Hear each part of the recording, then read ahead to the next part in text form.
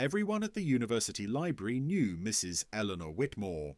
She was old, quiet, and always dressed the same way. Long grey cardigan, modest blouse, hair pulled back into a neat bun. She moved slowly between the shelves, her footsteps soft, almost invisible, like she belonged more to the books than to the modern world around her. Most students barely noticed her. Some pretended she didn't exist at all, and some mocked her. Jason Miller was one of them. Jason was a confident, sharp-tongued literature student in his early 20s. He liked to think of himself as smarter than everyone else, especially anyone over the age of 60. To him, the library was just a place to study, not a place to respect, and Mrs. Whitmore, in his eyes, was nothing more than a relic. One afternoon, Jason leaned against the circulation desk, scrolling on his phone while Mrs. Whitmore carefully stamped return dates into a stack of books. "Hey," he said loudly, not bothering to look up. "Do you still do this by hand because you don't know how computers work?" A few students nearby snickered. Mrs. Whitmore paused for a moment. Slowly, she lifted her eyes and looked at him. Her gaze was calm, observant, not offended, not angry. "I find it helps me remember things," she replied gently. Jason laughed. "Yeah, like what year it is?" More laughter followed. Mrs. Whitmore said nothing. She simply handed him his books, her hands slightly trembling, not from fear, but from age. Jason noticed the tremor and smirked. "Must be hard," he added, lowering his voice in mock sympathy, "watching the world move on without you." That stung, not because it was cruel, but because it was careless. Still, Mrs. Whitmore did not react the way Jason expected. She didn't scold him, she didn't complain. She only smiled faintly and said, "Enjoy your reading, Jason." The fact that she knew his name unsettled him for a split second. He brushed it off and walked away. Jason took a seat near the fiction section, pulling out a worn paperback from his backpack. It was his favourite novel, one he had read at least 5 times. The story had inspired him to study literature in the first place. He loved the way the author understood loneliness, ambition, and failure. To Jason, that book was written by a mind far greater than most professors on campus. As he opened it, Mrs. Whitmore passed by, pushing a small cart of books. Her eyes briefly rested on the cover in his hands. For just a moment, something crossed her face. A quiet, deeply personal expression Jason didn't notice. Pride, sadness, memory. Jason looked up and caught her staring. "What?" he snapped. "You read stuff like this?" Mrs. Whitmore met his eyes again. "I know it very well," she said softly. Jason scoffed. "Sure you do." She continued on without another word, disappearing between the shelves. Jason shook his head and returned to his book, completely unaware that the woman he had just humiliated knew every sentence by heart, because she had written them.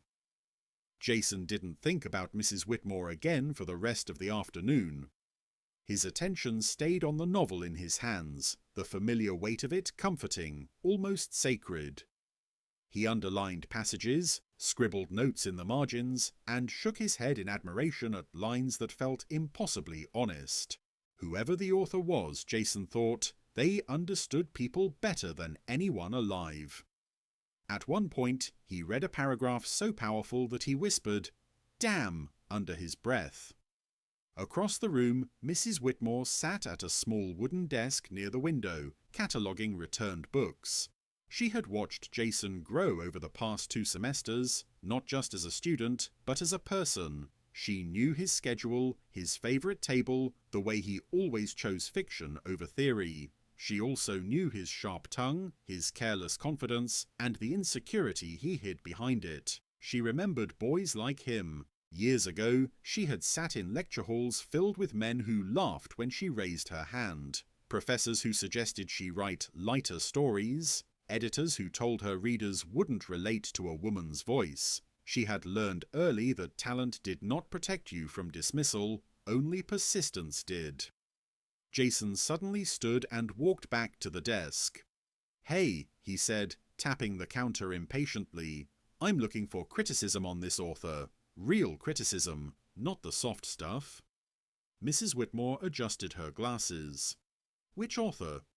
He named the author on the book's cover. Her fingers paused on the keyboard. "That writer," she said carefully, "was known for refusing interviews." Jason rolled his eyes. "Figures. Arrogant types usually are." She looked up at him. "Or private ones." Jason smirked. "You sound like you admire them." "I do," she replied. "They wrote from experience, not performance." Jason leaned closer. "You really think someone like that could survive in today's world? Social media? Cancel culture? This generation would tear them apart." Mrs. Whitmore studied his face. "Every generation believes it's more cruel than the last. It rarely is." He laughed. "Wow, that's deep. Did you read that in a book, or live it?" she finished calmly. That stopped him for a second. Before he could respond, another student approached, asking for help finding a journal. Mrs. Whitmore turned to assist them, ending the conversation without ceremony. Jason walked away annoyed, unsettled by the feeling that he had lost some kind of unspoken contest. Later that evening, Jason stayed after closing time, lost in his reading. When the lights dimmed slightly, Mrs. Whitmore approached his table. "We're closing," she said kindly. He gathered his things. As he stood, his book slipped from his bag and fell open on the floor. Mrs. Whitmore bent down more quickly than he expected and picked it up. A folded piece of paper slid out from between the pages. Jason frowned. That wasn't there before. Mrs. Whitmore unfolded it carefully. It was old, yellowed, covered in handwritten notes, revisions, crossed out lines, alternate endings. Her handwriting. She froze. Jason stared at the page. "What is that?" Mrs. Whitmore looked at him, then back at the paper, as if weighing whether the moment had finally arrived. "It seems," she said softly, handing it back, "that you've been carrying a piece of history." Jason took it, confused, completely unaware that he had just touched the earliest draft of the book that changed his life, and that the truth was now closer than ever. Jason stared at the folded pages in his hands long after Mrs. Whitmore had walked away to finish closing the library. The paper felt fragile, older than anything he usually owned. The handwriting was careful but confident, each line shaped with intention. These weren't random notes, they were revisions, corrections, the kind of marks only an author would make. "Where did this come from?" he muttered to himself. He flipped through the front of the book again, checking the publication date, the publisher, the author's name printed in bold. The library copy was old, one of the earliest editions. He suddenly remembered how he'd found it months ago, hidden on a back shelf, already worn, already loved. He'd never questioned why it felt different from every other copy he'd seen. The next day, Jason arrived at the library earlier than usual. Mrs. Whitmore was already there, arranging books on a cart. Sunlight streamed through the tall windows, illuminating dust in the air. She looked smaller in the morning light, more fragile, but also strangely composed, as if she belonged to the place in a way no one else did. Jason approached slowly, the book under his arm. "Excuse me," he said, his tone noticeably different. "About last night?" She looked up. "Yes?" "This paper," he continued, pulling out the folded pages. "You said it was history." She studied the pages from a distance, her expression unreadable. "Did you read it?" "I did," Jason said. "And it's the same. Same scenes. Same voice. Just earlier." Mrs. Whitmore nodded slightly. "First drafts often are." Jason swallowed. "Why was it in my book?" She exhaled, a long measured breath, as if releasing something she had carried for years. "Because that copy once belonged to me." Jason laughed softly, out of nervousness. "You mean you met the author?" "No," she replied. "I was the author." The words landed quietly, without drama, but to Jason they hit like a physical blow.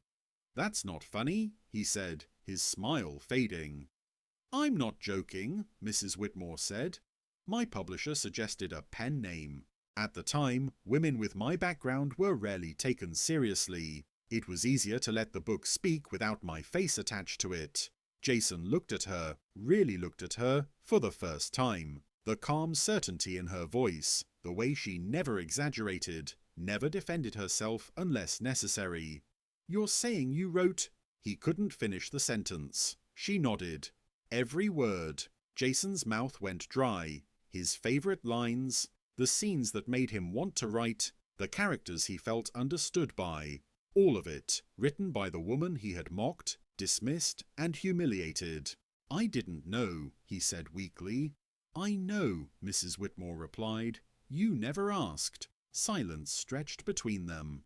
"I've quoted that book in class," Jason said quietly. "I've argued about its meaning. I've told people it changed my life." She smiled, not proudly, but tenderly. "That is all any writer hopes for." Jason lowered his head. Shame crept into his chest, heavy and deserved. "I was cruel to you," he said, "for no reason." Mrs. Whitmore looked at him gently. "You were careless. Cruelty is what happens when carelessness goes unchecked." Jason nodded slowly, understanding that this was not a confrontation. It was an invitation to grow. Jason didn't sleep much that night. The conversation replayed in his mind over and over, every word he had spoken to Mrs. Whitmore, every laugh at her expense, every careless assumption. Now each memory carried a new weight. The voice he admired on the page was the same voice he had dismissed in person. The irony felt almost unbearable. The next week in class, the professor announced a major assignment: a critical essay on influential modern authors. Jason's heart pounded. He knew exactly who he was going to write about. Instead of rushing to the library to research secondary sources, Jason went straight to the fiction section and pulled out every copy of the novel he could find. Different editions, different covers. He compared passages, noted changes, studied patterns. Slowly, a realization formed. The book wasn't just brilliant, it was brave. It challenged norms, questioned authority, and spoke openly about isolation in a society that refused to listen. It mirrored Mrs. Whitmore.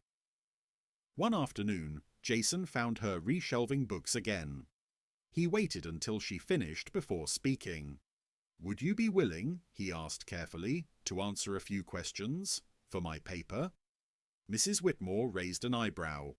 "As a librarian?" "As a writer," he said. She considered him for a moment. "Only if you promise not to write about me. Write about the work." He nodded immediately. "I promise." They began meeting once a week at a small table by the window. Their conversations were quiet, thoughtful, and deeply focused on craft, character, silence, restraint. Mrs. Whitmore never boasted. She never corrected him harshly. She guided him the way she guided readers, gently, trusting them to arrive at meaning on their own. Jason listened, truly listened. For the first time in his academic life, he stopped trying to sound impressive and started trying to understand. When he finally submitted the essay, he didn't include the author's real identity. He wrote only about the power of unseen voices and the danger of judging talent by appearances. The professor returned the paper with a single comment written in red ink.